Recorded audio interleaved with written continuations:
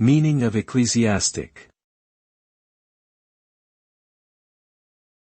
Ecclesiastic.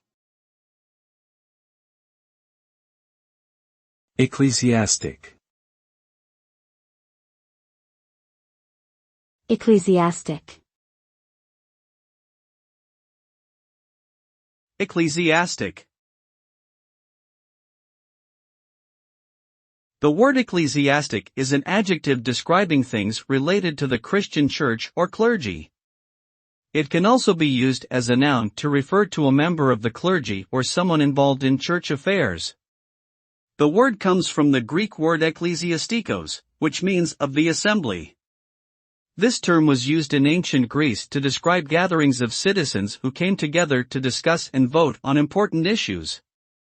Today, ecclesiastic is commonly used to describe religious institutions, practices, and beliefs that are associated with the church.